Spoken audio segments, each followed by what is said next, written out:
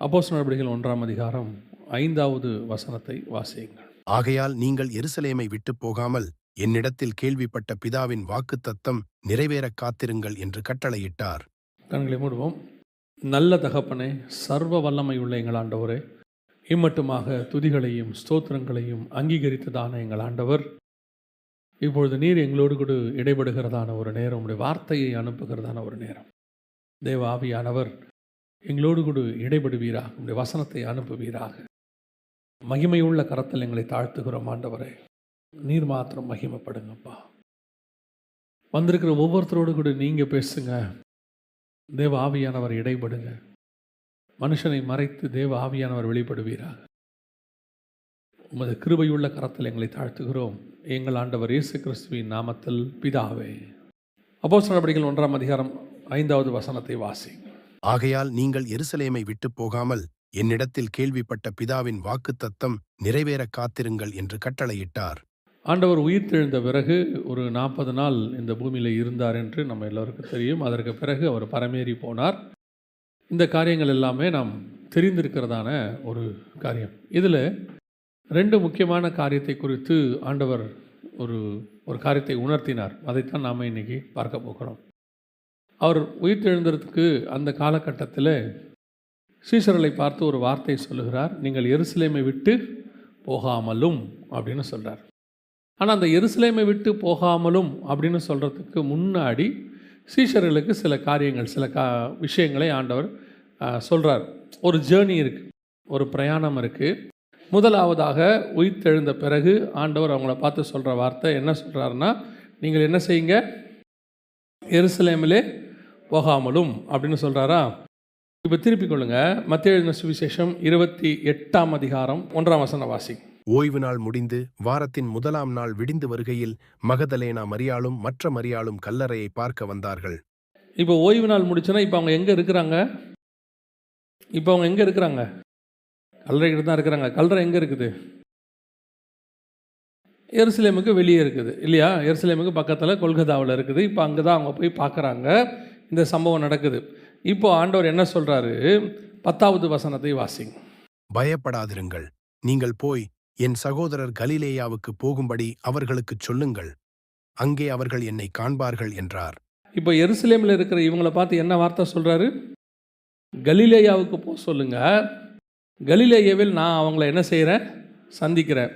நம்ம ஆரம்பித்த வசனத்தில் என்ன சொன்னார்? எருசலேமை விட்டு போகாமல் எருசலேமிலே தங்கிடுங்க. 2மே இயேசு சொன்னது தான்.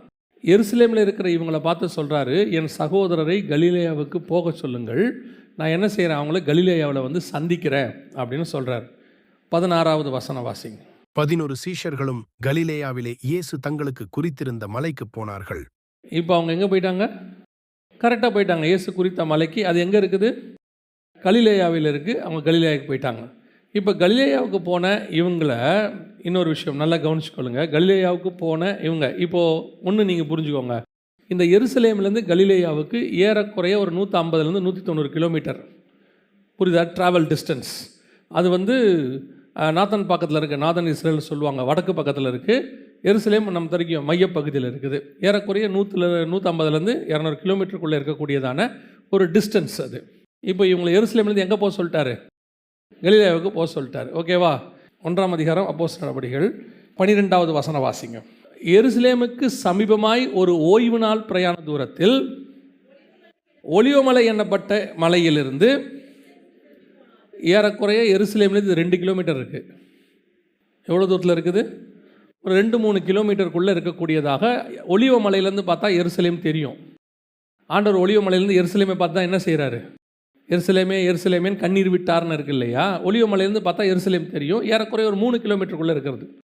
இது நடக்கிறது 40வது நாள் எடுத்துக்கொள்ளப்படுகிற அன்னைக்கு. அது நடந்தது மத்தேயு 28 நம்ம வாசித்தது என்னைக்கு?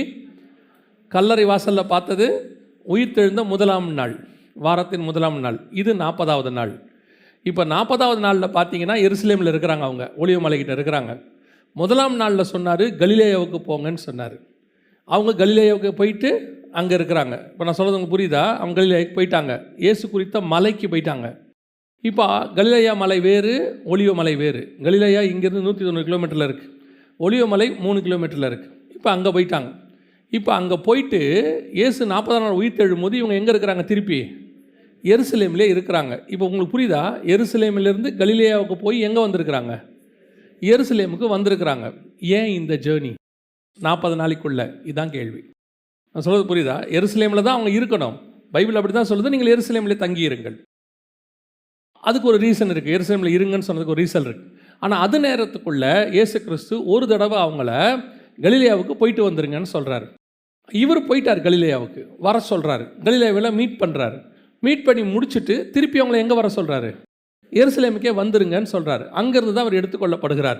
அப்போது இயேசு சொன்ன இந்த ஜேர்னி எதுக்கு? இந்த ஜேர்னியில் சீஷர்கள் என்ன பண்ணாங்க? அதுதான் நீங்கள் புரிந்து கொள்ள வேண்டியது. இப்போ நம்ம இந்த மாதிரி ஒரு பிரயாணத்தில் தான் இருக்கிறோம். ஏன் இந்த மாதிரி ஒரு பிரயாணம் அப்படின்னா, முதல்ல நீங்கள் கலிலேயனா என்னான்னு புரிஞ்சுக்கணும். கலிலேயா என்பது நமக்கு எருசலேமில் இஸ்ரவேலில் இருக்கக்கூடியதான வடக்கு பக்கத்தில் இருக்கிற ஒரு கடல், சி ஆஃப் கலிலின்னு சொல்லுவாங்க. கலிலேயா கடலோரம் அப்படின்னு நம்ம சொல்கிறோம் இல்லையா? அதெல்லாம் தெரியும். ஆனால் ஆவிக்குரிய விதத்தில் நீங்கள் பார்த்தீங்கன்னா கலிலேயா என்பது எதை குறிக்கிறது அப்படின்னு கேட்டிங்கன்னா, புறஜாதியாருக்கு அடையாளமாக இருக்கிறது. மத்திய எழுதின சுவிசேஷம் 4ஆம் அதிகாரம் 13-14 வாசிங்க. நாசரேத்தை விட்டு செபுலோன் நப்தலி என்னும் நாடுகளின் எல்லைகளில் இருக்கும் கடற்கரைக்கு அருகான கப்பர்நகூமிலே வந்து வாசம் பண்ணினார். கடற்கரை அருகிலும் யோர்தானுக்கு அப்புறத்திலும் உள்ள செபுலோன் நாடும் நப்தலி நாடும் ஆகிய புறஜாதியாருடைய கலிலேயாவிலே. அப்போ இயேசு கிறிஸ்துவினுடைய முதல் பிரசங்கம் எங்கே ஆரம்பிக்குது? 23வது வசனம் வாசிங்க. கலிலேயா எங்கும். அப்போ இயேசு கிறிஸ்துவினுடைய முதல் பிரசங்கம் கலிலேயாவில் தான் இருக்குது. அவர் நாசரேத்திலிருந்து நேராக எங்கே போயிட்டார்? கலிலேயாவுக்கு போயிட்டார். நீங்கள் வாசித்த வசனம் அப்படி தானே இருக்குது. 4:13 இருக்குது. நாசரேத்தை விட்டு செபுலோன் நப்தலி என்னும் நாடுகளில் எல்லைக்குள்ள கடற்கரை. செபுலோன் நப்தலி நாடு என்பது எதை குறிக்குது? அடுத்த வசனம் சொல்லுது புறஜாதியார் கலிலேயா. அப்போ அவர் அங்கே போகிறாரு, நாசரேத்துலேருந்து போகிறாரு. இயேசு கிறிஸ்து ஞானஸ்நானம் எடுக்க எங்கேருந்து வந்தார்? அதுக்கு முந்தின அதிகாரத்தில் யோவானுக்கிட்ட ஞானஸ்நானம் எடுக்கிறதுக்கு எங்கேருந்து வந்தார்? கலிலேயிலேருந்து எங்கே வந்திருக்கிறாரு? யோர்தானுக்கு வந்திருக்கிறாரு. யோர்தானுக்கு வந்துட்டு திருப்பி எங்கே போகிறாரு? ஏறக்குறைய 100 கிலோமீட்டருக்கு மேலே நடந்து வந்து போயிருக்கிறார். அப்போது இந்த கலிலேயா என்பது தேவனுடைய மிக முக்கியமான திட்டத்தில் இருக்கிற இடம். கலிலேயாவுக்கு புறஜாதி கலிலேயான்னு ஒரு பேர் உண்டு. புறஜாதியாரை குறித்ததான வெளிப்பாடு, புறஜாதியாரை குறித்த காரியத்தை நீங்கள் கலிலேயாவில் வைத்து பார்க்கணும். இப்போது லூக்கா எழுதின சுவிசேஷத்தை திருப்புங்க. லூக்கா எழுதின சுவிசேஷத்துக்கு வரும்பொழுது 2ஆம் அதிகாரத்தில் ஒரு காரியம் நடைபெறுது. லூக்கா எழுதின சுவிசேஷம் 2ஆம் அதிகாரம் 30வது வசனம் வாசிங்க. புறஜாதிகளுக்கு பிரகாசிக்கிற ஒளியாகவும். அப்போ இயேசு கிறிஸ்துவை பற்றின முதல் ப்ராஃபஸி கையில் ஏந்திக்கிட்டு சிமியோன் சொல்கிற வார்த்தை என்னன்னா, இஸ்ரவேலுக்கு மகிமைன்னு சொல்லலை, புறஜாதியாருக்கு ஒளியாகவும் இஸ்ரவேலுக்கு மகிமையாகவும். அப்போ 2 பேரையும் சேர்த்தது புறஜாதியார், இஸ்ரவேல் ஜனங்கள். நியாயப்பிரமாணம், சுயாதீன பிரமாணம், 2ஐயும் சேர்த்தது தான் கிரைஸ்ட். அப்போ இயேசு ஆரம்பிக்கும் போது புறஜாதியாரில் ஆரம்பிக்கிறார், கலிலேயாவில் ஆரம்பிக்கிறார். கலிலேயாவில் ஆரம்பித்து அவர் எங்கே சிலுவையில் அறையப்பட்டார்? எருசலேமுக்கு புறம்பே சிலுவையில் அறையப்பட்டார். ஏறக்குறைய நார்த்துலேருந்து சவுத்துக்கு வரார். இப்போ யோசிச்சு பாருங்க, அவர் சிலுவை சுமக்கிறதுக்கு எருசலேமுக்கு வரணும்.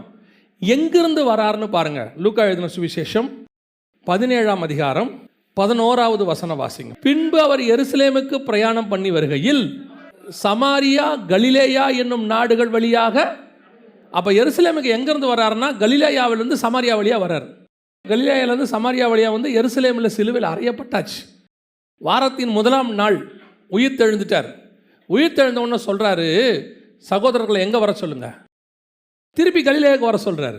கலிலேயாவுக்கு அங்கே வந்த உடனே 30 நாள் என்னமோ அங்கே இருக்காங்க. அவங்க இருந்து முடித்தோடனே சொல்கிறாரு, இவங்களையெல்லாம் புறப்பட்டு எங்கே போக சொல்லு, எருசலேமுக்கு போக சொல்லு. எருசலேமில் இருக்கு. அப்போ இந்த எருசலேமுக்கும் கலிலேயாவுக்கும் நடுவில் இருக்கக்கூடியதான ஒரு மிக முக்கியமான தொடர்பு. இயேசு கிறிஸ்து ஆரம்பிக்கும் போது கலிலேயாவில் ஆரம்பித்து எருசலேமுக்கு வருகிறார். எருசலேமில் முடித்த உடனே கலிலேயாவுக்கு போக சொல்கிறாரு. கலிலேயாவில் வந்த சீஷர்களை எருசலேமுக்கு வர சொல்கிறார். அப்போ இந்த ஜேர்னி புறஜாதியாருக்கும் இஸ்ரவேலுக்கும் நடுவில் இருக்கக்கூடியதான ஒரு ஜேர்னி. இதில் ரொம்ப முக்கியமாக நாம் பார்க்க வேண்டிய சில விஷயங்கள் இருக்குது. என்னன்னு சொன்னால், இப்போ இந்த புறஜாதியார் கலிலேயாவுக்கு அவர் போக சொல்லிட்டார் சீஷர்களை. போய் நான் குறித்த மலையிலே இருக்க சொன்னார். ஒலிவ மலை வேறு, நல்லா கவனிங்க, ஒலிவ மலை வேறு, கலிலேயா மலை வேறு. ஒலிவ மலை எருசலேமிலிருந்து 3 கிலோமீட்டருக்குள்ளே இருக்குது. கலிலேயாவில் கர்த்தர் குறித்த மலைன்னு சீஷர்கள் சொன்னாங்க இல்லையா, 28:16 மத்தேயுல. அந்த மலை என்பது ஏறக்குறைய எருசலேம்லேருந்து 140-150 கிலோமீட்டருக்கு தள்ளி இருக்கு.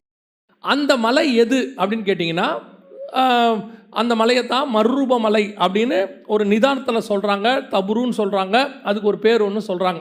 ஸோ அந்த மலை வேறு, இது வேறு, நீங்கள் புரிஞ்சுக்கிறதுக்காக சொல்கிறேன். இப்போ கர்த்தர் கலிலேயாவுக்கு, புறஜாதியாரோட கலிலேயாவுக்கு சீஷர்களை வர சொல்லிட்டார். வர சொல்லி அங்கே இருக்க சொல்கிறார். ஆனால் இந்த சீஷர்கள் பண்ண வேலை தான் ரொம்ப முக்கியம். சீஷர்களுக்கு இந்த தேவனுடைய திட்டம் என்பது தெரிய மாட்டேங்குது.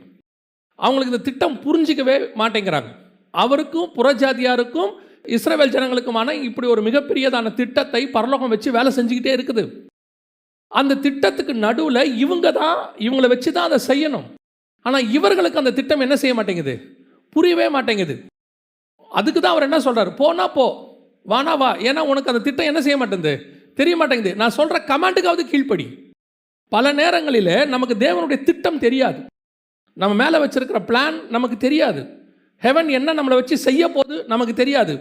அதை எக்ஸ்பிளைன் பண்ணால் நமக்கு புரியவும் புரியாது. உங்களுக்கு புரியுதா?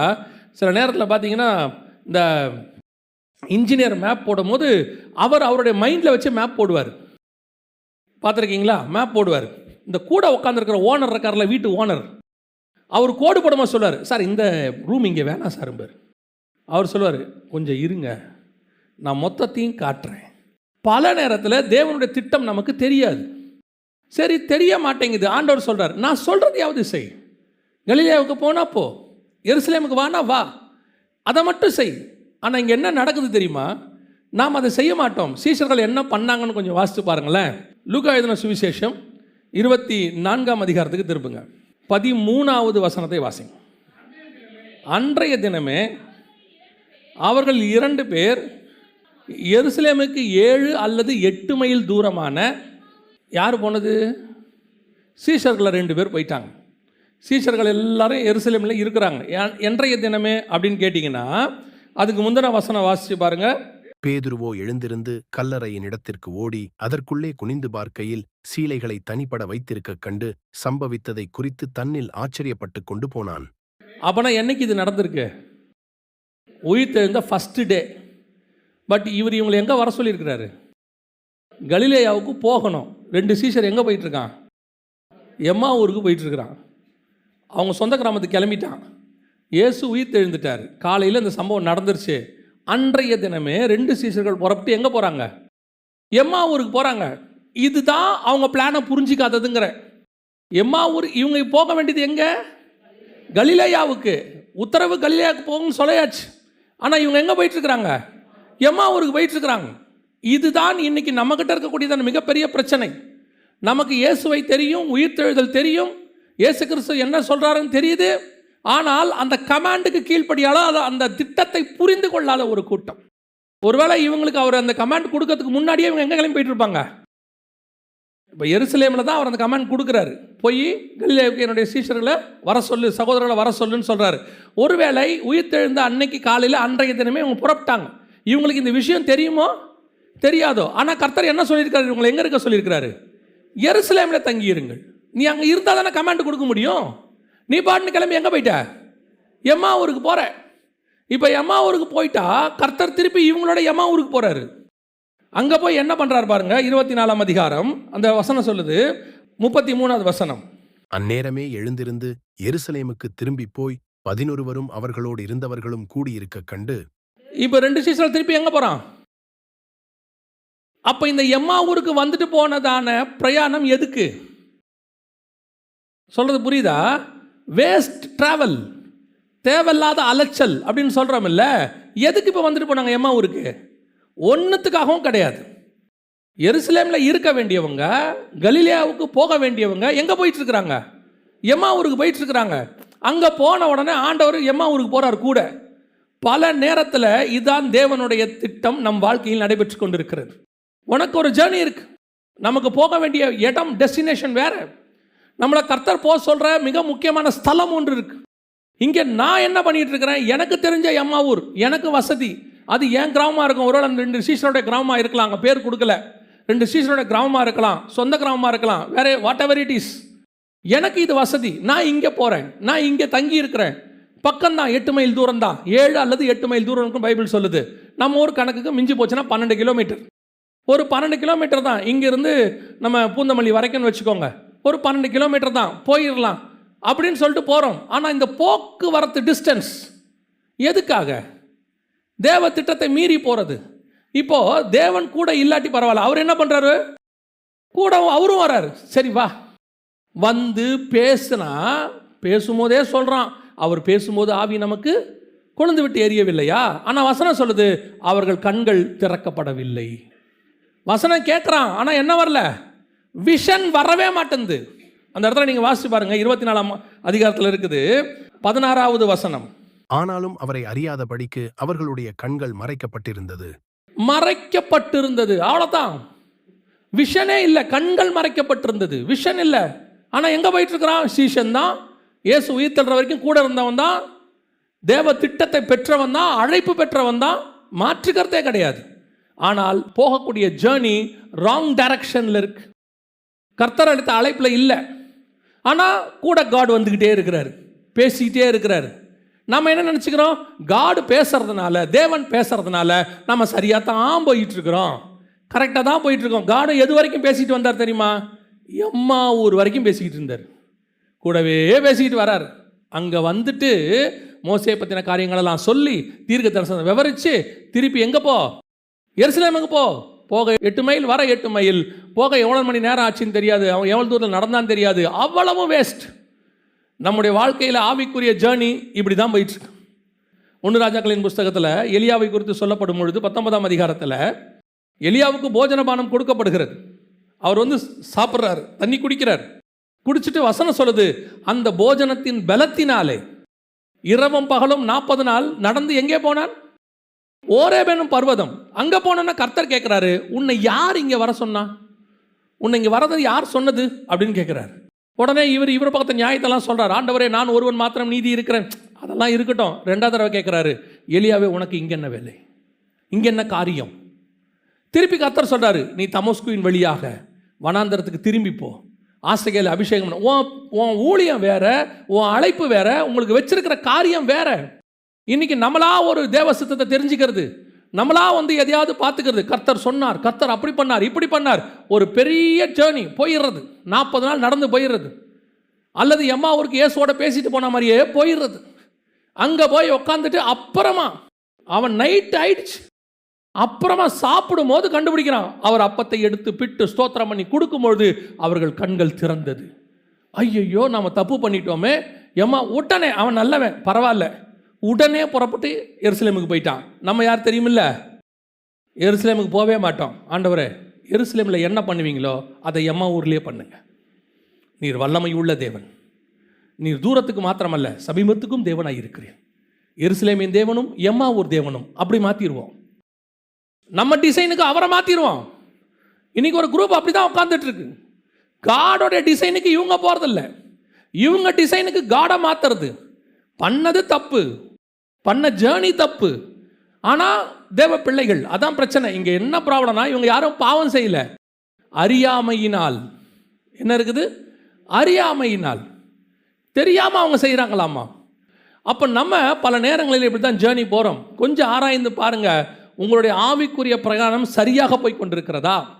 உங்களை எருசலேமுக்கு போக சொன்னாரா, அல்லது எருசலேமில் தங்கி இருக்க சொன்னாரா, அல்லது கலிலேயாவுக்கு சொன்னாரா, அல்லது உங்களை எங்கே போக சொன்னார்? அதுவும் பர்டிகுலராக வசனம் சொல்லும், கலிலேயாவிலே கர்த்தர் குறித்த மலைக்கு போனார்கள்.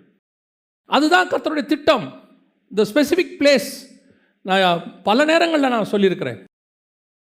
ஆபிரகாமை குறித்து சொல்லும் பொழுது ஆதியாகமம் 22 சொல்லுது, கர்த்தர் மலைகளில் ஒன்றிலே கர்த்தர் குறித்த இடத்திற்கு அவன் போனான். புறப்பட்டு மோரியா மலைகள் 2-3 வசனங்கள்ல இருக்கும். கர்த்தர் குறித்த மோரியாவின் மலைகளுக்கு ஒன்று போனான். கர்த்தர் ஸ்பெசிஃபிகேஷனாக சொல்லுவார். இந்த இப்போ இங்கே சொல்கிறார் பாருங்க, கலிலேயாவில் குறித்த இடத்திற்கு. அதே மாதிரி தான் 40 நாள் அவங்க காத்திருப்பாங்க. 50வது நாள் பரிசுத்தாவி இறங்கும். கரெக்டாக வசனம் சொல்லும், அவர்கள் ஓரிடத்தில் கூடி வந்தபோது. அப்போ கர்த்தர் உங்களுக்கு ஒரு இடம் வச்சிருக்கிறார், உயர்த்துவதுக்குன்னு ஒரு இடம் வச்சிருக்கிறார். அந்த இடத்துல தான் இருக்கணும். அது நான் நார்மல் ஸ்பிரிச்சுவல் லைஃப்லேயே சொல்கிறேன். உங்களை ஒரு இடத்துல குடியிருக்க சொன்னால் நீங்கள் அங்கே தான் குடியிருக்கணும். அந்த இடத்தை உங்களுக்கு ஏற்ற மாதிரி எல்லாத்திலையும் கர்த்தர் மாற்றுவார். ஒருத்தருடைய சாட்சியை கேட்டேன். அங்கே போக சொன்னபோது ஒருத்தர் கூட அந்த இடத்துல இல்லையாமா, அங்கே போய் பண்ணவே முடியாதாமா. ஆனால் அவர் போயிருக்கிறாரு. போன இடத்தை கர்த்தர் இப்பொழுது ஒரு கிராமமாகவே மாற்றிட்டார் ஆண்டவர். அவங்க போகும்போது ஒருத்தர் கூட கிடையாது. ஊருக்கு வெளியே எத்தனையோ கிலோமீட்டர். அவங்க தான் ஃபஸ்ட்டு போய் சர்ச்சை வச்சுருக்கிறாங்க. இன்றைக்கி அது ஒரு கிராமமாக மாறிவிட்டது. கர்த்தர் சில நேரத்தில் உங்களை போக சொல்கிற இடம், குறிக்கிற இடம் நீங்கள் விரும்புகிற மாதிரி இருக்காது, நீங்கள் அக்செப்ட் பண்ணக்கூடியதாக இருக்காது. நமக்கு இந்த லாப நஷ்ட கணக்கு ஒன்று இருக்குது. எப்போவுமே நம்ம மனுஷத்தில் ஒரு லாப நஷ்ட கணக்கு போடுவோம். இது சரியா, அது தப்பா, இதில் என்ன ப்ராஃபிட்டு, இதில் என்ன லாஸு, இல்லை லாப நஷ்ட கணக்கு போடுவோம். கர்த்தர்கிட்ட லாப நஷ்ட கணக்கே கிடையாது. நன்மை தீமை கஷ்ட கணக்கு தான் இருக்குது அவர்கிட்ட. இது நமக்கு நன்மையாக முடியுமா தீமையாக முடியுமான்னு தான் பார்ப்பார். ஏன்னா லாபத்தை கொடுக்க அவரால் முடியும். ஆனால் தீமைக்குள்ளே நீங்கள் போயிட்டீங்கன்னா உங்களை காப்பாற்றுறது கஷ்டம். நம்ம பார்க்கும்போதே எந்த ஒரு விஷயத்தையும் லாப நஷ்ட கணக்கு தான் பார்க்குறோம். இது மனித இயல்பு. அங்கே போகலாமா வேணாமா, காட் சொல்கிறாரு உங்களை குறித்த இடத்துக்கு போங்க. ஆண்டவர் சொல்கிறது அந்த இடத்துல செய்யுங்க. நீங்கள் பண்ண புறப்பட்டு எங்கே போயிடாதீங்க, எம்மா ஊருக்கு போயிடாதீங்க. இன்றைக்கி ஒரு குரூப் போயிட்டே இருக்கு. என்னன்னு கேட்டால் பக்கம்தான், எருசலேமுக்கு பக்கம்தான், ஒன்றும் பிரச்சனை இல்லைங்க. ஆண்டவர் நம்மளை என்ன சொல்ல போகிறாரு, ஊழியத்துக்கு கூப்பிட்டா இன்றைக்கி நிறைய பேருடைய வார்த்தை என்ன வரைக்கும் தெரியுமா, சிட்டின்னா உடனே தேவ அழைப்புங்கிறாங்க. சிட்டினா ஆமாங்க, கர்த்தர் அழைச்சிருக்கிறார். இதுவே கிராமம்னா ஜோமணி சொல்கிறேன்னு சொல்கிறாங்க. ஒரு பெரிய கம்பெனியில் ரீஜனல் மேனேஜராக இருந்தவர், ஆரமாக இருந்தவர். ஆண்டவர் சொன்னாருன்னு சொல்லி உத்தரப்பிரதேஷ் பக்கத்தில் ஊழியத்துக்கு போனார். அப்படியே பிள்ளைகள் படிப்பெல்லாம் நிறுத்திட்டு கர்த்தர் சொன்னார், ஒரு மாதத்துக்கு கிட்டத்தட்ட அவருக்கு 80,000 சம்பளம். அப்படியே க்ளோஸ் பண்ணிட்டு ஒரு ஆர்கனைசேஷனில் மாதம் 4,000 தருவாங்க. 2 பிள்ளைகள். அவர் எப்படி பிரதர் அங்கே போய் சர்வை பண்ணுவீங்க? கர்த்தர் சொன்னார் பிரதர், அழைத்தவர் உண்மை உள்ளவர், போக சொல்லியிருக்கிறாரு. அப்படியே டாப்லேருந்து 0க்கு வந்துட்டார். அட்ட ஸ்டெச். நம்ம பார்வையில், கர்த்தர் பார்வையில் கிடையாது. ஒரு 80,000 சம்பளம் வாங்கிட்டு இருந்தவர் அட்ட ஸ்டெச்சு 4,000 5,000 ஒரு இதுக்காக அப்படியே போகிறார். பிள்ளைகளை கூட்டிகிட்டு போகிறார். ஹிந்தி தெரியாது, ஒன்றும் தெரியாது. கர்த்தர் சொன்னார். இன்றைக்கி கர்த்தர் அவரை ஆசீர்வதித்து அவர் மூலமாக பல குடும்பங்களை கர்த்தர் ஆசீர்வதித்து கொண்டாந்துருக்கிறார். இன்றைக்கி நம்மளுடைய லாப நஷ்ட கணக்கு என்றைக்கும் செட் ஆகாது. நான் சொல்கிறேன், நீங்கள் போங்க. உங்களுக்கு ஹாஸ்பிட்டல் தேவையா, ஸ்கூல் தேவையா, பணம் தேவையா, அதை அங்கே கொண்டு வருவதற்கு கர்த்தர் வல்லமை உள்ளவர். இதையெல்லாம் கர்த்தரால் ஈஸியாக கொண்டாந்துட முடியும். நம்மளை அங்கே கொண்டு போகிறது தான் இருக்கிறதுலே கஷ்டம்.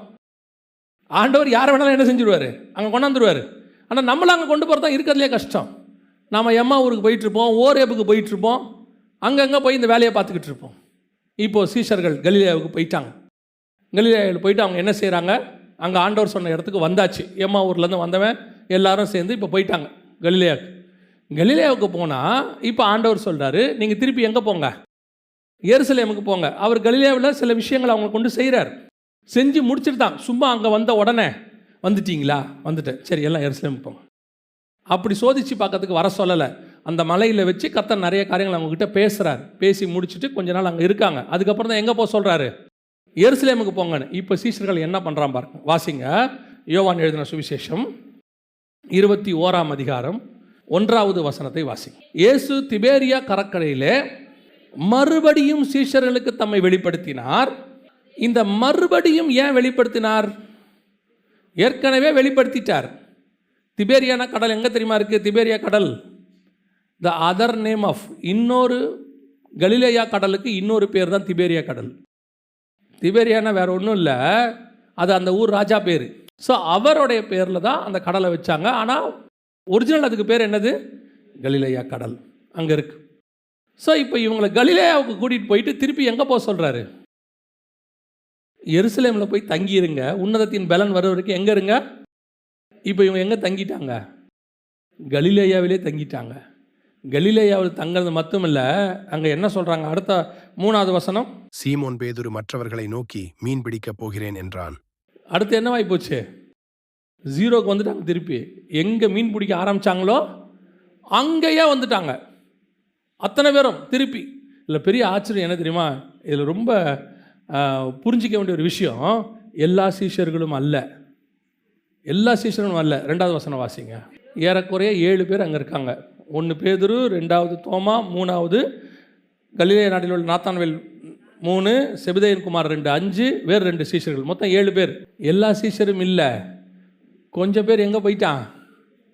எருசலேம் போயிட்டான். இங்கே இல்லை அவன் யாரும்.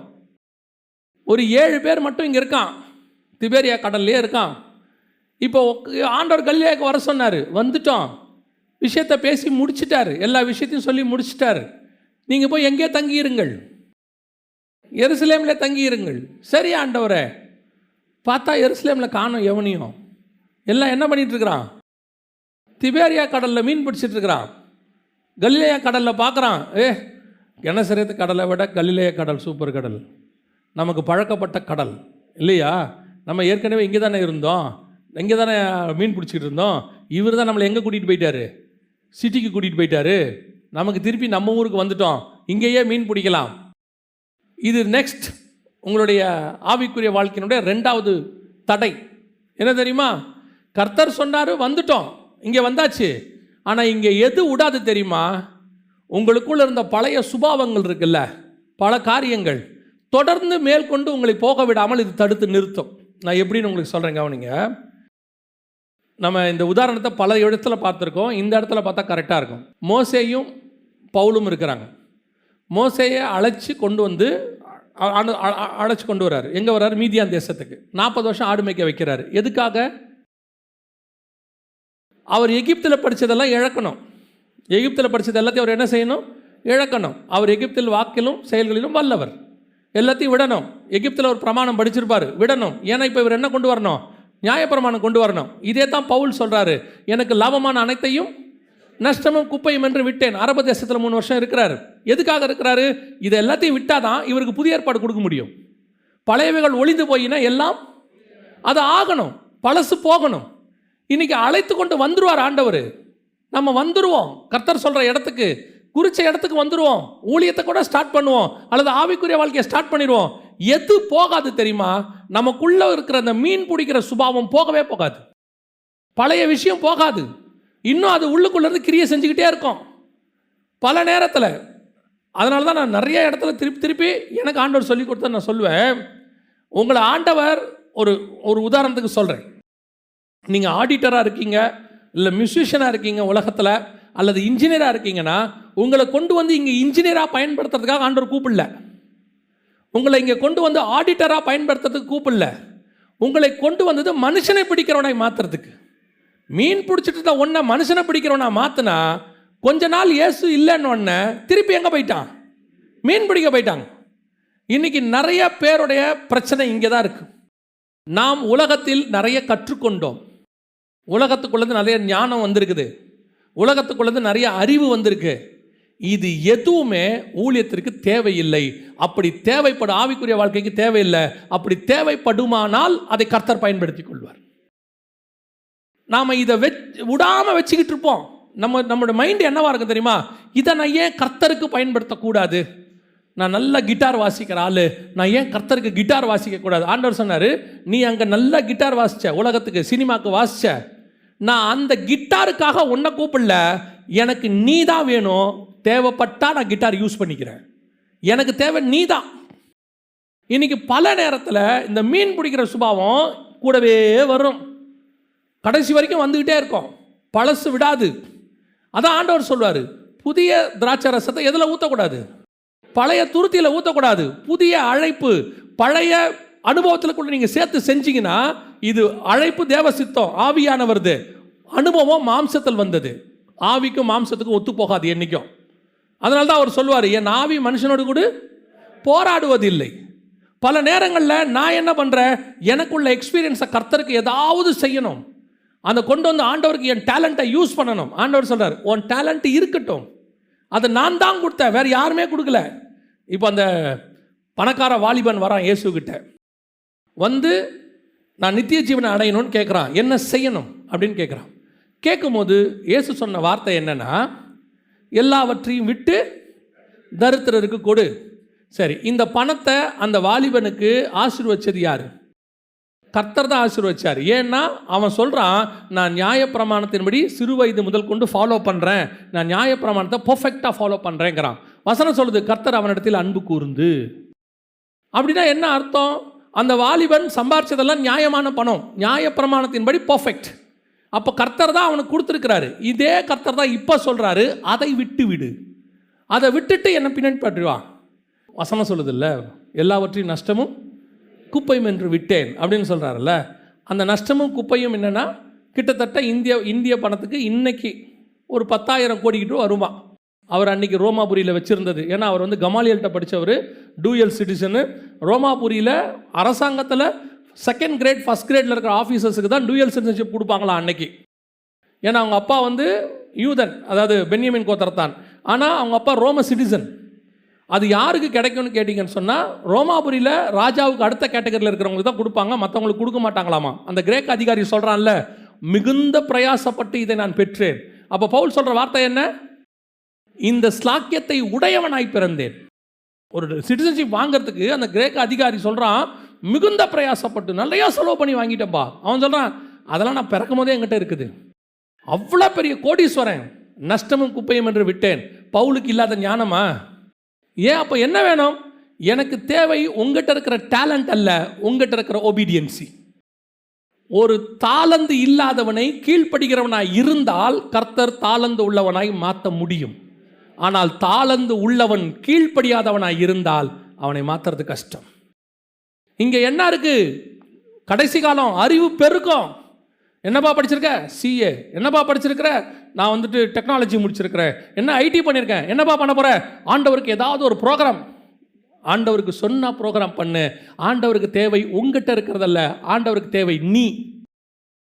ஆண்டவர்கிட்ட இல்லாத ஞானம் இல்லை, யாருக்கு ஞானம் இருக்கு. ஆண்டவருக்கு தேவை அந்த ஞானத்தை பயன்படுத்துகிற டூல். அந்த டூல் நீ. இன்னைக்கு நம்ம என்ன பண்ணுறோம்? வந்துட்டோம். நம்மகிட்ட இருக்கிற கலை என்ன இருக்கு? எனக்கு மீன் பிடிக்க தெரியும். ஓகே, ஆண்டவர் பார்த்தாரு, சரி போடு மீனை. அவங்க பிரயாசப்பட்டாங்க. என்ன நடந்துச்சு அந்த இடத்துல? வசனம் சொல்லுது, 3வது வசனம், சீமோன் பேதுரு மற்றவர்களை நோக்கி மீன் பிடிக்கப் போகிறேன் என்றான். அதற்கு அவர்கள், நாங்களும் உம்முடனே கூட வருகிறோம் என்றார்கள். அவர்கள் புறப்பட்டு போய் உடனே படவேறினார்கள்.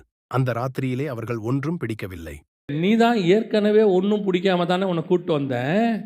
ஏற்கனவே நீங்கள் பண்ணிக்கிட்டு இருந்த வேலையில் ஃபெயிலியரா? நீங்கள் ஏற்கனவே உங்கள் பண்ண விஷயம்லாம் நஷ்டமாச்சு. அங்கே உங்களுக்கு சமாதானம் இல்லை, அதில் உங்களுக்கு ஒரு பிரச்சனை. அதுக்கு தான் கூட்டிகிட்டே வந்தோம். இது என்னவா இருக்குது? பழையவைகள் எல்லாம், வசனம் சொல்லுது, பழையவைகள் எல்லாம் ஒளிந்து கொண்டன. ஒளிந்து போனல, ஒளிந்து கொண்டன. எங்கேயோ ஒரு இடத்துல இருக்கு. இப்போ திடீர்னு சூழ்நிலை வந்த உடனே வேட்டியை மடித்து கட்டிட்டு இறங்கிட்டாரு கடலுக்குள்ள. நம்ம என்ன சர்வைவலுக்கு என்னப்பா பண்ணுறது? இயேசுநாதர் போயிட்டாரு, அவர் பாட்டுன்னு தரிசனம் 2 தரிசனத்தை கொடுத்தாரு, காணாமல் போயிட்டாரு. இப்போ என்ன பண்ணுறது? அடுத்த வேலை ஆகாரத்துக்கு என்ன செய்வோம்? பேதுரு, என்ன சொல்கிறீங்க? மீன் பிடிக்க போவோம், நாங்களும் வருகிறோம். சரியான நேரத்தில் சரியான முடிவெடுத்தாய் பேதுரு. போய் போட்டால் ஒரு மீன் கிடைக்கல. பேதுருக்கு தெரிஞ்சு போச்சு, பழைய கதை தான் போல. இதான் உண்மை. நம்மக்கிட்ட இருக்கிறது கர்த்தர் எடுத்து பயன்படுத்தினா மட்டும்தான் சக்ஸஸாக மாறும். நம்மக்கிட்ட இதே டேலண்ட் இருக்கும், நாம் கர்த்தருக்கு அதை பயன்படுத்தலாம்னு நினச்சோம்னா அது ஃபெயிலியராக மாறும்.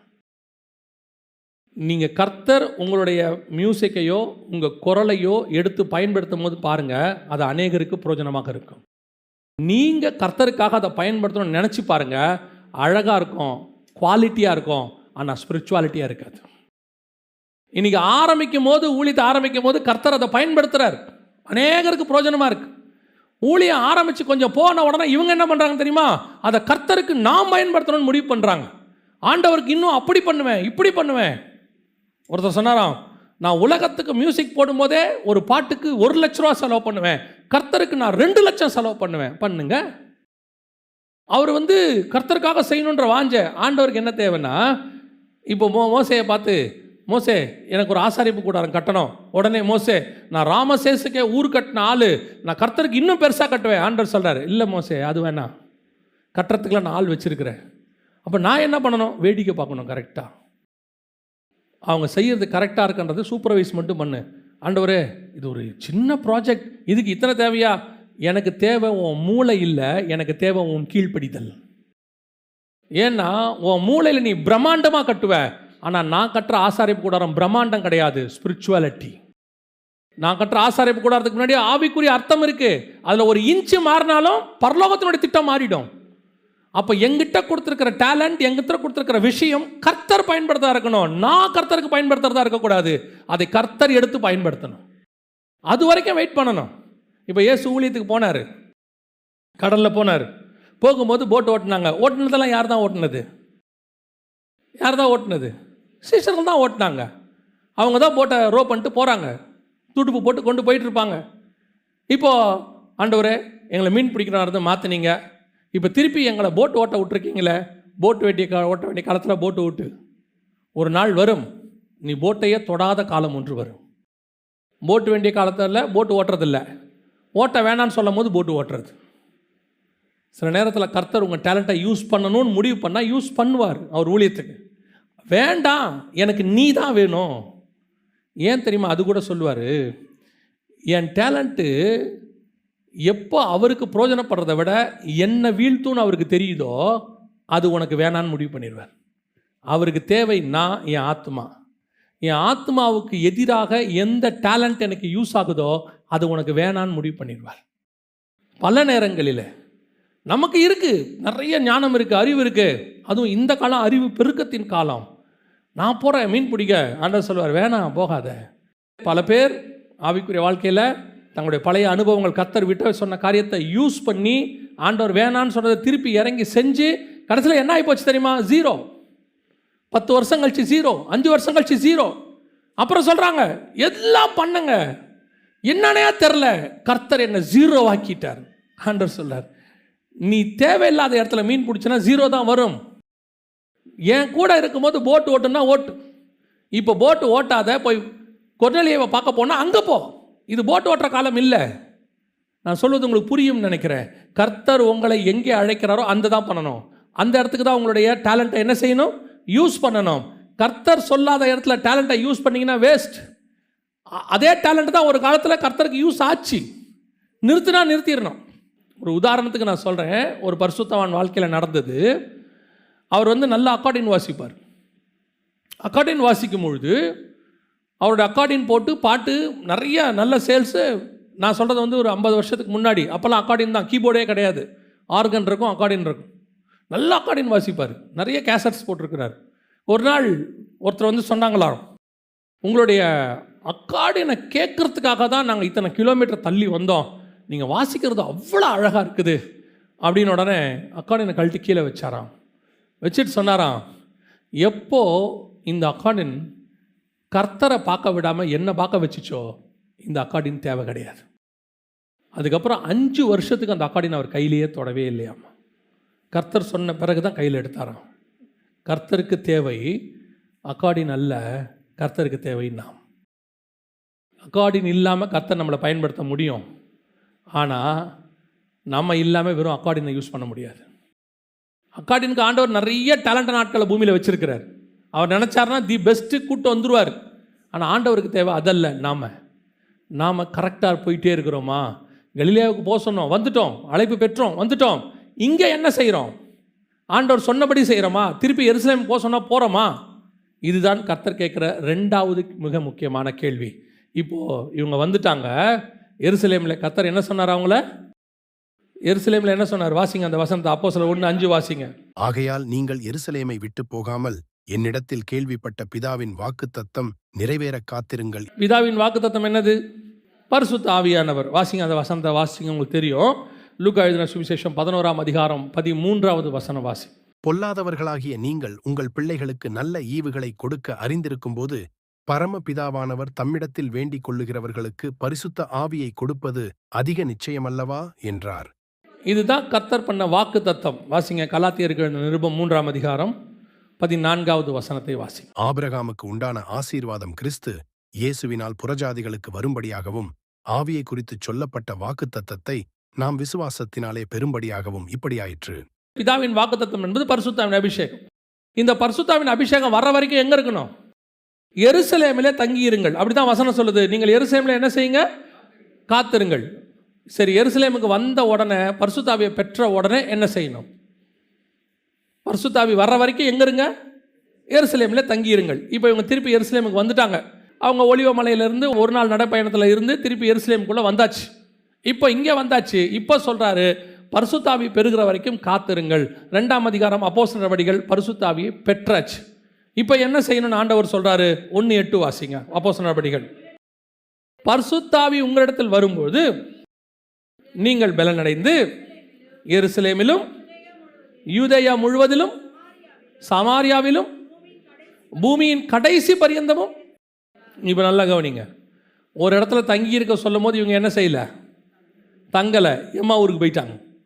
ஒரு இடத்துக்கு திருப்பி எருசலேம் போகும்போது போகாமல் கலிலேயாவில் மீன் பிடிக்க போயிட்டாங்க. இப்போ கர்த்தர் சொல்கிறாரு, தங்காதீங்க, புறப்பட்டு போங்க. இப்போ என்ன சொல்கிறாரு, பரிசுத்தாவி வந்த பிறகு, பரிசுத்தாவி வர வரைக்கும் தான் தங்கி இருக்கணும், வந்த பிறகு புறப்பட்டு போகணும். நீங்கள் போய், அதான் வசனம் சொல்லுது, நீங்கள் புறப்பட்டு போய் சகல ஜாதிகளுக்கும் சுவிசேஷம் பிரசங்கித்து சீஷராக்கி பிதாகுமாரன் பரிசுத்தாவி நாமத்தில் அவர்களுக்கு ஞானஸ்நானம் கொடுத்து. இப்போ புறப்பட்டு போக சொன்னார். இப்போ நடந்தது என்ன? அப்போஸ்தலர் நடவடிக்கைகள் 2ஆம் அதிகாரம் 44 முதல் 47 வரை வாசிங்க. விசுவாசிகள் எல்லாரும் ஒருமித்திருந்து சகலத்தையும் பொதுவாய் வைத்து அனுபவித்தார்கள். இவங்களை என்ன பண்ண சொன்னார்? புறப்பட்டு போங்கன்னாரு. இவங்க என்ன பண்ணாங்க?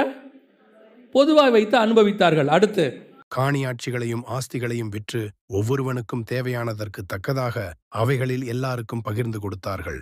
ஷேரிங் வருது. இப்போ எல்லாவற்றையும் விற்று பொதுவாய் வைத்து அனுபவித்து எல்லாருக்கும் ஷேர் பண்ணி. அடுத்து, அவர்கள் ஒருமனப்பட்டவர்களாய் தேவாலயத்திலே அனுதினமும் தரித்திருந்து. எதுக்கு ஒருமனப்பட்டவர்களாய்? தங்கியிருப்பதுக்கு. ராங் ஒருமனப்பாடு. என்ன ஒருமனப்பாடு? ராங் ஒருமனப்பாடு. இவங்க என்ன செஞ்சுருக்கணும்? புறப்பட்டு போயிருக்கணும். ஆனால் என்ன கர்த்தர் இவங்க மேலே வச்ச கிருபை என்னன்னு கேட்டால், ஒருமனப்பட்டவர்களாய் அப்புறம் தேவாலயத்திலே அனுதினமும் தரித்திருந்து வீடுகள் தோறும் அப்பம் விட்டு மகிழ்ச்சியோடும் கபடமில்லாத இருதயத்தோடும் போஜனம் பண்ணி. அவங்க இதெல்லாம் எப்படி செஞ்சாங்கன்னா, இன்டென்ஷனாக செய்யல. அவன் செஞ்சது என்னன்னா, நம்ம எல்லாம் ஒன்றா இருப்போம், சந்தோஷமாக இருப்போம், ஆராதிப்போம், துதிப்போம், போவோம், நம்ம நல்ல ஊருக்கு வெளியே 2 ஏக்கரை வாங்கி இடத்த வாங்கி போட்டு நம்ம நல்ல ஒரு பில்டிங் கட்டுவோம், நம்ம எல்லாம் ஒருமனப்பட்டு ஆராதிப்போம். கபடம் இல்லாதவர்களை. அவனுக்குள்ள அந்த இன்டென்ஷன் இல்லை. எந்த இன்டென்ஷன் இல்லை? நான் என்னுடைய குடும்பம், என் ஃபேமிலி, என் பேரப்பிள்ளை, என்னுடைய பேரப்பிள்ளை, எப்படியாவது என் பேத்திக்கு கல்யாணத்தை பார்த்தா தான் என் கண்ணு மூடும் அப்படின்னு அவனுக்கு அந்த எண்ணம்லாம் இல்லை. அவன் என்ன எங்கேயும் செதறி போகாமல் நம்ம எப்படி இருக்கணும்? சந்தோஷமாக ஒருமனப்பட்டு ஒரே இடமா இருக்கணும். ஆனால் இது அவன் கபடம் இல்லாதவ செஞ்சதுனால கர்த்தர் பார்க்குறாரு. இவனுங்க இவன்கிட்ட சொல்லுவார் தெரியுமா, சாராளை தூக்கிட்டு போயிடுவாங்க. தூக்கிட்டு போனவொன்னே அமலேக்கே ராஜா கிட்ட சாராளை தூக்கிட்டு போயிடுவாங்க. அவன் சொல்லுவான், ஆண்டவரே நான் இதை வேணும்ட்டு செய்யல, அவன் தங்கச்சின்னா அதனால தான் தூக்கிட்டு வந்தேன். அப்போ கர்த்தர் அவனை பார்த்து என்ன வார்த்தை சொல்லுவார்? உத்தம இருதயத்தோடு நீ செய்தா என்று எனக்கு தெரியும். நீ தெரியாமல் செஞ்சிட்ட. ஸோ காட் அவனை தண்டிக்க விரும்பலை. சரி, நீ தெரியாமல் தான்ப்பா செஞ்சுட்ட, பரவாயில்ல. அதே மாதிரி தான் இந்த இடத்துல என்ன நடக்குது? இவங்க ராங்காக செய்கிறாங்க ஒரு விஷயத்தை. செதறி போக வேண்டியவங்க ஒரு இடத்துல உட்காந்தாச்சு. வித்து தரித்திரருக்கு கொடுக்கணும், அதான பிளானு. வித்து எங்கே வந்துருச்சு? இப்போ அப்போஸ்தலர் பாதத்துக்கு வந்துருச்சு. வந்தவொடனே இவங்க என்ன பண்ணியிருக்கணும்? அதை தரித்திரருக்கு ஷேர் பண்ணியிருக்கணும். இவங்க என்ன பண்ணிவிட்டாங்க? எல்லாரும் சமமாய் பிரித்து கொண்டு. கர்த்தர் பார்த்தாரு, இவனுங்க செய்யறது தப்பு, ஆனால் தெரியாமல் செய்கிறானுங்க. அடுத்து வாசிங்க பார்ப்போம். 5:12 வாசிங்க. அப்போஸ்தலருடைய கைகளினாலே அநேக அடையாளங்களும் அற்புதங்களும் ஜனங்களுக்குள்ளே செய்யப்பட்டது. எல்லாரும் ஒருமனப்பட்டு சாலோமோனுடைய மண்டபத்தில் இருந்தார்கள். முன்னாடி வீட்டில் தங்கிட்டாங்க, இப்போ சாலமோன் மண்டபம். ஒரு பையிலும் எருசலேம் விட்டு போகிற ஐடியாவே இல்லை. நல்ல அமௌண்ட் வருது, நல்லா ஷேர் பண்ணுறதுக்கு ஒரு கமிட்டி போட்டாச்சு, நல்ல ட்ரெஷரர் போட்டாச்சு, எல்லாம் ஷேர் பண்ணி கொடுங்க. எல்லாருக்கும் சாப்பாடு இருக்காப்பா? சாப்பாடு இருக்கு. இப்போ பார்த்தார் கர்த்தர், இது என்ன போகிற போக்கு சரியில்லையே, நான் இவனை உலகம் முழுக்க சந்திக்க போடான்னு சொன்னால் இவங்க என்ன பண்ணிட்டாங்க? இப்போ ஒரு இடத்துல உட்காந்தாச்சு, எருசலேமில் செட்டில்டு, எல்லாம் பக்காவாக செட்டில்டு. ஆண்டவர் பார்க்குறாரு, இது போகிற போக்கு என்ன செய்யல, செட்டில் ஆகலை. இந்த காடுக்கு அகைன்ஸ்டா இது ஸ்பிரிச்சுவல். நல்லா கவனிங்க, இவங்க பண்ணது எல்லாமே என்னது? ஸ்பிரிச்சுவல். கள்ளங்கபடம் இருதயம் இல்லாமல் எல்லாத்தையும் நீட்டாக பண்ணுறாங்க. பட் காட்ஸ் வில் இல்லை. இதான் இங்கே பிரச்சனையே. காட்ஸ் வில் இல்லாத ஸ்பிரிச்சுவாலிட்டி. இவங்க பாவம் செய்யல, காட்ஸ் வில் இல்லாத ஸ்பிரிச்சுவாலிட்டி பக்கா. யார் இருதயத்தில் எந்த கபடம் இல்லை, ஆனால் செய்யறது எல்லாமே against to God, God's will. இப்போ என்ன ஆகுது? போசனா போகலை. ஆஸ் யூஷுவல் நீங்கள் காட்ஸ் வில்லுக்கு அகைன்ஸ்டாக செய்யும் போது ஆட்டோமேட்டிக்காக ஒரு பிரச்சனை வரும். என்ன பிரச்சனை வரும் தெரியுமா? அவங்க ஒரு காரியத்தை செய்கிறாங்க. வாசிங்க, அப்போஸ்தலர் நடபடிகள் 6ஆம் அதிகாரம் 1வது வசனம் வாசிங்க. அந்நாட்களிலே சீஷர்கள் பெருகின போது கிரேக்கரானவர்கள் தங்கள் விதவைகள் அன்றாடக விசாரணையில் திட்டமாய் விசாரிக்கப்படவில்லை என்று எபிரெயருக்கு விரோதமாய் முறுமுறுத்தார்கள். அதுக்கு முன்னாடி என்ன மனப்பாடு? ஒரு மனத்துக்கு நடுவில் இப்போ என்ன வந்துருச்சு? நான் கிரேக்கன், நீ யூதன், நீங்கள்லாம் முக்கியமான ஆள், நாங்கள் இங்கிருந்து வந்தவங்க வந்துருச்சு. பார்த்தீங்களா உள்ள? பவுல் சொல்கிறாரு, யூதனும் என்றும் இல்லை, கிரேக்கனும் என்றும் இல்லை. சபைக்குள்ள யூதனும் இல்லை, கிரேக்கனும் இல்லை. வந்துருச்சு பாருங்க 6ஆம் அதிகாரத்தில். அவர் நாங்கள் கிரேக்கர்கள் விசாரிக்கப்படும். அப்போ அந்த ஒரு மனம் என்னவாச்சு? நீங்கள் ராங் பிளேஸில் இருக்கும்போது அது தானாய் வரும். இங்கே எப்போ ஒரு ரத்தத்தில் கழுவப்பட்டோமோ, எப்போ ஒரு மாம்சத்தை புசிக்கிறோமோ, நமக்குள்ளே எந்த விதமான பாகுபாடும் கிடையாது, யாரும் கிடையாது, என்னவும் கிடையாது. நாம் எல்லாம் ஒரே தேவனுக்கு பிள்ளைகள், ஒரே ரத்தத்தில் கழுவப்பட்டவர்கள். அவ்வளோதான். என்ன வேணா இருக்கட்டும், அவ்வளோதான். சபைக்குள்ளே ஒரு மனம் மட்டும்தான் இருக்கணும். இங்கே படிப்பு, அந்தஸ்து, பணம், ஜாதி எதுலேயும் ஏற்றத்தாழ்வு கிடையாது, எதுலேயுமே கிடையாது. அதெல்லாம் நீங்கள் செருப்பு விடுற இடத்துல விட்டுட்டு உள்ள வாங்க. இங்கே மீனவனும் இருக்கிறான், இங்கே டாக்ஸ் வசூலிக்கிறவங்க இருக்கிறாங்க, இங்கே லூக்காங்கிற டாக்டர் இருப்பார், படிப்பறிவு இல்லாத பேதுருவும் இருப்பார். நாங்கள் அத்தனை பேரும் சேர்ந்து ஒரு தேவனை ஆராதிக்கிறோம், அவ்வளோதான். இங்கே எதுவும் கிடையாது. எதையும் தூக்கிட்டு உள்ளே வந்துடாதீங்க. அப்போ வேதம் தெளிவாய் சொல்லுது, யூதனும் இல்லை, கிரேக்கனும் இல்லை. எப்போ நீ காட்ஸ் வில்லுக்கு அகைன்ஸ்டான ஒரு இடத்துல உட்காடுறீங்களோ, இதெல்லாம் தானாய் வரும். இப்போ கர்த்தர் பார்த்தாரு, இவனுங்களை போக சொன்னோம், என்ன செய்யல? போகலை. வாசிங்க, முடிக்கலாம். அப்போஸ்தலர் நடவடிக்கைகள் 8ஆம் அதிகாரம் 1வது வசனத்தை வாசிங்க. அக்காலத்திலே எருசலேமில் உள்ள சபைக்கு மிகுந்த துன்பம் உண்டாயிற்று.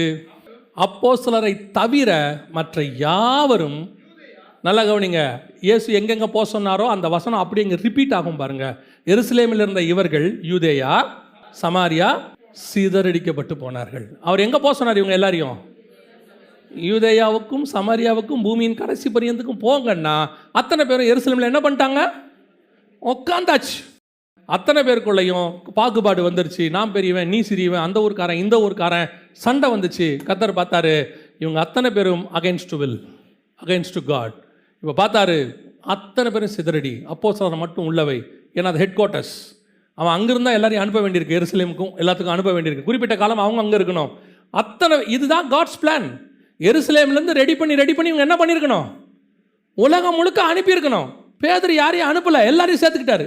வாங்க, ஒன்று மண்ணா வந்தால் ஒன்று மண்ணாவே இருப்போம், ஒரே இடத்திற்கு வந்தோம், ஒரே தேவனை ஆராதிக்கிறோம், ஒரே இடத்துக்கு போக போகிறோம், ஒன்றாக இருப்போம். ஒரு மனப்பட்டு சாலமோன் தேவாலயத்தில் வீடுகள் தோறும் அப்பம் விட்டு எல்லாரும் ஒரு இடத்தில் கூடி பார்த்தாரு, செட் ஆகாது.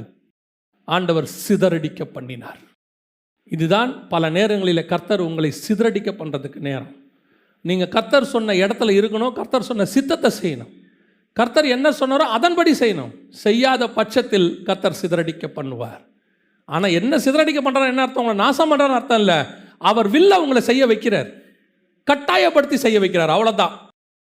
நீங்களா செஞ்சீங்கன்னா, அதான் சொல்லுவோம்ல நம்ம ஊரில், நம்மளா சாப்பிட்டோம்னா நார்மல், அவராக பண்ணார்னா ஆப்ரேஷன். நம்மளே மருந்து மாத்திரையை பார்த்து சொல்கிற நேரத்தில் சொல்லி நம்ம செஞ்சிட்டோம்னா அது ஓகே. கேட்கல, அடுத்த ஆப்ரேஷன் தான். ஆனால் ஆண்டவர் அழகாக ஆப்ரேஷன் பண்ணுவார், சூப்பராக பண்ணுவார். அப்படியே சிதறடிக்க பண்ணினார். அவர்கள் யூதேயாவிலும் சமாரியாவிலும் சிதறி போனவர்கள். அடுத்து 3ஆம் வசனம் வாசிங்க, அழகாக இருக்கும் பாருங்க. சவுல் வீடுகள் தோறும் நுழைந்து புருஷரையும் ஸ்திரீகளையும் இழுத்து கொண்டு போய் காவலில் போடுவித்து சபையை பாழாக்கி கொண்டிருந்தான். சிதறிப்போனவர்கள் எங்குந்தெரிந்து சுவிசேஷ வசனத்தை பிரசங்கித்தார்கள். காட்ஸ் வில் என்ன? சுவிசேஷத்தை அறிவிக்க போக சொல்லணும். இவன் ஒரு இடத்துல உட்காந்துட்டான், அறிவிக்கல. ஏன் சிதறி போக பண்ணினார்? தன்னுடைய சித்தத்தை நிறைவேற்றுவதற்காக. அதே காரியத்தை தான் கர்த்தர் உங்களுக்கும் செஞ்சிட்டு இருக்கிறார். கர்த்தர், நான் எப்பவும் சொல்கிறேன், கர்த்தர் சொல்கிற இடத்துக்கு நீங்கள் போயிடுங்க ஃபஸ்ட்டு. அங்கே அவர் சொல்கிற சித்தத்தை செஞ்சிடுங்க. அந்த சொல்கிற இடம் அது கானானாக இருக்கும், சொல்கிற இடம் கலிலேயாவாக இருக்கும், சொல்கிற இடம் சில நேரத்தில் பாபிலோனாக இருக்கும். தானியேலை பாபிலோனுக்கு சொல்லிட்டாரு. சொல்கிற இடம் சில நேரத்தில் எகிப்து சிறைச்சாலையாக இருக்கும். யோசேப்பு. ஆண்டவர் எங்கே சொல்கிறாரோ தைரியமாக போங்க. அது எங்கே சொன்னாலும் சரி. இப்போது ஒரு இடத்துல வேலை பார்த்துட்டு இருக்கும்போது என்ன ஆண்டவர் சொன்னார், இந்தியாவுக்கு போன்னு. ஆரம்பிக்கும் போது எனக்கும் உங்களை மாதிரியே பயம்தான் வந்தாச்சு. ஆனால் இப்பவும் சொல்லுவேன், அந்த அழைப்புக்கு அந்த நேரத்தில் செவி கொடுத்துட்டோம்னா கர்த்தர் முடிவு பரியந்தம் அழகாக நடத்தி கொண்டு போவார். அதில் சிதறடிக்கிற வேலையே இருக்காது. அப்படியே போயிட்டே இருப்போம், எல்லா இடத்துக்கும் அடுத்து அடுத்து அடுத்து அடுத்து போயிட்டே இருப்போம். அதைத்தான் கர்த்தர் உங்களுக்கு செய்ய விரும்புகிறார். பல நேரத்தில் கர்த்தர் நமக்கு செய்ய விரும்புகிற காரியம் அதுதான். ஆண்டவர் உங்களுக்கு இருக்க வேண்டிய இடக்க சொன்னால் இருக்கணும், போன்னு சொல்லும் போது போயிடணும். சீஷர்கள் ஆரம்பத்தில் எருசலேமில் தங்கி இருங்கன்னா அவன் இல்லை, ஏமாவூருக்கு போயிட்டான். கலிலேயாவில் இருன்னா மீன் பிடிக்க போயிட்டான். எருசலேமுக்கு திருப்பி கொண்டு வந்து சேர்த்துட்டாரு. இப்போ சொல்கிறாரு, பரிசுத்தாவியை பெற்ற பிறகு நீங்கள் பூமியின் கடைசி பரியந்தம் போங்க. போகலை. ரெண்டுமே ஆப்போசிட், ரெண்டுமே அகென்ஸ்ட் காட்ஸ் வில். இன்றைக்கி தேவன் நமக்கு சொல்லக்கூடிய மிக முக்கியமான ஒரு ஆலோசனை, இருக்க சொல்ல வேண்டிய இடத்துல இருங்க. சில நேரத்தில் இருக்க சொல்கிற இடத்துல ரிசல்ட் இல்லாமல் இருக்கும். காடோடைய டைமிங்கில் மாற்றமே இல்லை, மனுஷன் டைமிங் தான் மாற்றம். அந்த டைமிங்கில் ஒரு இடத்துல இருக்க சொன்னார்னா இருங்க, பொறுமையாக இருங்க. ஏற்ற காலத்தில் உயர்த்துற வரைக்கும் பலத்த கரத்துக்குள் கண்டிப்பாக உயர்த்துவார். அவர் சொல்லிட்டாரு, ஒரு இடத்துல இருக்க சொல்லிட்டாரு, இருங்க. அதே மாதிரி ஒரு இடத்துக்கு போக சொன்னாலும் புறப்பட்டு போங்க. எப்படி இந்த இடத்த விட்டு போவேன், இந்த இடத்துல இத்தனை வருஷமாக இருந்துட்டேனே, இவ்வளோ பேரை பார்த்துட்டேனே, புரியாத இடமா இருக்கே, தெரியாத இடமா இருக்கே, சொல்லாத காரியத்தை செய்ய சொல்கிறாரு. பல நேரத்தில் நாம் என்ன நினைப்போம்னா, இந்த பிஸ்னஸை எப்படி ஆரம்பிப்போம், இந்த காரியத்தை கர்த்தர் சொல்கிறாரு எப்படி செய்வோம் அப்படின்னு நமக்கு தோணும். கர்த்தர் சொன்னால் தைரியமாக செய்யுங்க, அவ்வளோதான். ஆண்டவர் சொல்லிட்டாருன்னா உங்களுக்கு முன்பாக அவர் கடந்து போவார். யோவான் எழுதின சுவிசேஷம் கடைசி அதிகாரத்தில் இப்போ இவங்களை வந்துட்டு திபேரியா கடலில் ஆண்டவர் பார்த்துட்டு திருப்பி எருசலேமுக்கு போக சொல்கிறார். எருசலேமுக்கு சொல்லும்போது என்ன நடக்குது பாருங்க. 20-21 வாசிங்க.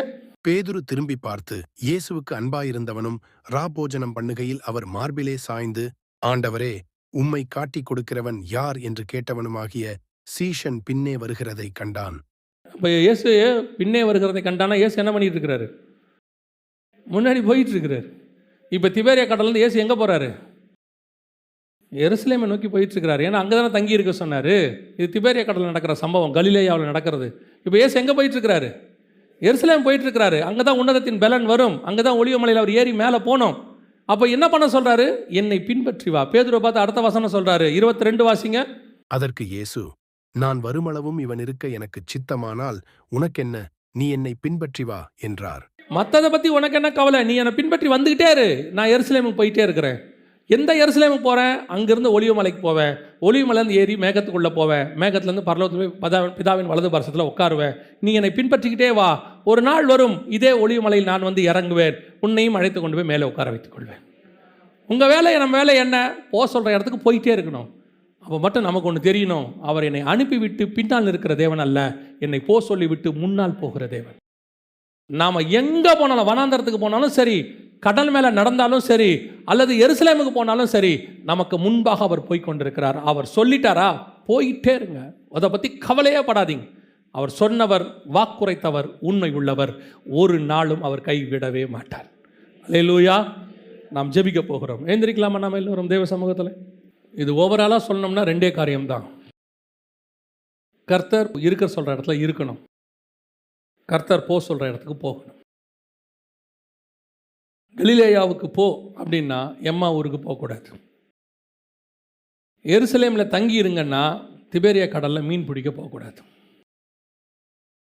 பரிசுத்தாவி வந்த பிறகு யூதேயா சமாரியாவுக்கு போங்கன்னா எருசலேமிலேயே தங்கி இருக்கக்கூடாது. கர்த்தர் போன்னு சொன்னால் போகணும், இருன்னு சொன்னால் இருக்கணும்.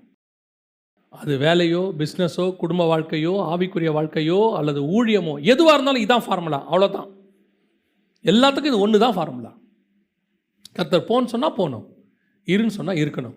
வேறு இடத்துக்கும் போகக்கூடாது, போகாமல் இருக்கவும் கூடாது. 100% காட்ஸ் வேர்டுக்கு கீழ்ப்படியணும். நீங்கள் கீழ்ப்படிஞ்சு பாருங்கள், உங்களுக்கு முன்னாடி போய் அவர் எப்படி கோணலானவைகளை செவையாக்கி, அவர் இரும்பு தாப்பாள்களை முறித்து, வெண்கல கதவுகளை உடைத்து போய் அவர் பொக்கிஷங்களையும் புதையல்களையும் எடுத்து கொடுக்கறத நீங்கள் பார்ப்பீங்க. போயிட்டே இருங்க, பின்னாடி ஆண்டவர் பின்னாடி போயிட்டே இருங்க. நான் இந்த 21 வருஷமாக ஊழியத்தின் பாதையில் கர்த்தருக்கு பின்னாடி போக தொடங்கினேன். 32 வருஷம், 33வது வருஷம் இது. 33 வருஷமாக ஆவிக்குரிய வாழ்க்கையில் அவருக்கு பின்னாடி போக தொடங்கினேன். நான் சொல்லுவேன், தைரியமாய் சொல்லுவேன், அவர் என்னை கைவிடவே இல்லை, அவர் என்னை தப்பாக நடத்தவே இல்லை. நான் கூட வழி தவறி போயிருக்கிறேன் எம்மா ஊருக்கு, கர்த்தர் என்னை திருப்பி எருசலேமுக்கு கூட்டிகிட்டு வந்துட்டார். அவர் எனக்கு முன்பாக தகப்பன் தன் பிள்ளையை சுமந்து கொண்டு போவது போல தான் போயிட்டு இருக்கிறார், இன்னைக்கும் போகிறார். என்னை நடத்தினவர் உங்களையும் நடத்த வல்லமை உள்ளவர். ஏன்னா நான் விசுவாசிக்கிறவர் இன்னார் என்று நான் அறிந்திருக்கிறேன். எனக்கு நல்லவராய் இருந்த தேவன் எனக்கே அவர் நல்லவராக இருப்பார்னா உங்களுக்கெல்லாம் நிச்சயம் நல்லவராக இருப்பார். அவரை நம்பி கையை பிடிச்சவங்க விழுந்து போனதா சரித்திரமே கிடையாது. உங்களை இன்றைக்கி ஆண்டவர் அந்த மிக முக்கியமான அழைப்புக்கு நேராக நடத்துகிறார். ஒருவேளை உனக்கு என்ன சந்தேகம் இருந்தாலும், சிலர்லாம் சொல்கிறாங்க அழைப்பு இருக்குது, ஆண்டவர் சொன்னார், சில காரியங்கள் நான் யோசிக்கிறேன். யோசிக்கவே யோசிக்காத. நீ யோசிக்கிறது தான் உன் வாழ்க்கையில் பிரச்சனை. அதுதான் பிரச்சனை. நீ பிள்ளைகளை போல விசுவாசி. கையை பிடிச்சிட்டு தண்ணியில் இறங்கு. பேதுரு 100% இயேசுன்னு நம்பி அதை இறங்கலை தண்ணியில். நல்லா புரிஞ்சுக்கோங்க. அவன் கேட்டான், ஆண்டவரே நீரே ஆனால் நான் தண்ணீர் மேல் நடக்கணும்னு சொன்னான். அவனுக்கு நீரே ஆனால்னா அவனுக்கு இன்னும் சந்தேகம் இருக்குன்னு அர்த்தம். அவன் இன்னும் 100% நம்பலை. ஆண்டவர் சொன்னார், சரி இறங்கி வா. ஆனால் அவன் தைரியமாக இறங்கினான். அவனுக்கு இன்னும் 100% அது தேவனான்னு தெரியல, இருந்தாலும் இறங்கி பார்க்குறான். என்ன நம்பிக்கை தெரியுமா? ஒருவேளை அது இயேசு இல்லாட்டி கூட பரவாயில்ல, என்னை அழைச்ச ஒருத்தர் இருக்கிறாரு, அவர் என்னை மூழ்க விட மாட்டார். 50% அது இயேசு தான். நம்பிக்கை இருக்கு. ஒருவேளை இல்லைன்னா தண்ணியில் மூழ்கிடுவோமோ, கவலைப்படாமல் இறங்கிட்டான். ஏன் தெரியுமா? அழைத்தவர் கர்த்தர். மீன் பிடிச்சிருந்த என்னை இதே கடல்கிட்ட ஆண்டவர் கூட்டிகிட்டு வந்தார். அவர் என்னை மூழ்க விட மாட்டார். அந்த தேவன் உங்களோடு கூட இருக்கிறார். இப்போ பேதுரு மாதிரி நமக்கு சந்தேகமே கிடையாது. 100% கர்த்தரை நம்பி நாம் தண்ணீரில் இறங்குகிறோம். கர்த்தரை நம்பி 100% வனாந்தரத்தில் இறங்குகிறோம். கர்த்தரை நம்பி செங்கடலுக்கு நேர நடக்க போகிறோம். கர்த்தரை நம்பி யோர்தானில் கால் வைக்க போகிறோம். யோர்தான் பின்னிட்டு போகும், செங்கடல் பிளக்கும், வனாந்தரத்தில் மேகஸ்தம்பம் வரும். அழைத்தவர் உண்மை உள்ளவர். பாலும் தேனும் ஓடுகிற தேசம் வரைக்கும் உங்களுக்கு உன்னையும் கொண்டு போய் சேர்ப்பார். நீ விசுவாசத்தோடு கூட அதை செஞ்சு பாருங்க. என்ன ஆக போகுது? 6 லட்சம் புருஷரை நடத்தினவர் உன்னை நடத்த மாட்டாரா? 5000 பேரை போஷித்தவர் உன் குடும்பத்தை 4 பேரை காப்பாற்ற மாட்டாரா? இன்னைக்கு உங்களுக்கு என்ன பயம்? ஆண்டவர் சொன்னா தைரியமா செய்யுங்க. அது பிஸ்னஸோ, குடும்ப வாழ்க்கையோ, அல்லது ஊழியமோ, வாட் எவர் இட் இஸ், நம்ம தேவன் ஜீவன் உள்ள தேவன். நான் இன்னும் ஒரு படி மேலே போய் சொல்கிறேன்.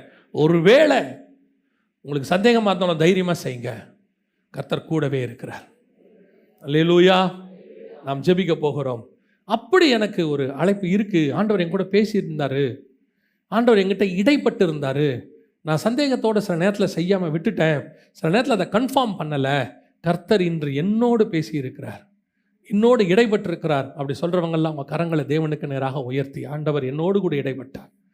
இன்றைக்கி அவருடைய வார்த்தை எனக்கு நேராக கடந்து வந்துச்சு. என்னை அழைத்தவர் உண்மை உள்ளவர். எனக்கு நம்பிக்கை இருக்குது. இன்னையிலிருந்து நான் அந்த தீர்மானத்துக்குள் இறங்குகிறேன். கர்த்தர் சொன்னதை நான் செய்ய போகிறேன். அப்படி தைரியமாக கர்த்தருடைய சித்தத்தை செய்ய விரும்புகிறவங்கெல்லாம் கரங்களை ஆண்டவருக்கு நேராக உயர்த்துவோமா? நான் உங்களுக்காக ஜெபிக்க போகிறேன். சர்வ வல்லமை உள்ள எங்கள் தகப்பனே, இந்த கரங்களை உயர்த்தி நிற்கிற ஒவ்வொருத்தருக்காய் நான் ஜெபிக்கிறேன். அப்பா ஆண்டவரே, இருதயத்தில் தெளிவாக பேசுங்க ஆண்டவரே. தைரியத்தை கொடுங்க. விசுவாசத்தினால் உண்டாகிற தைரியத்தை கட்டளையிடுங்க ஆண்டவரே.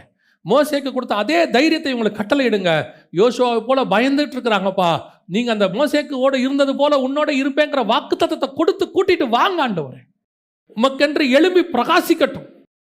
அவங்களுக்கு நியமித்த காரியங்களில் முடிவு பரியந்தம் நடக்கட்டும் ஆண்டவரே. நம்முடைய கரம் கூடவே இருக்கட்டும்.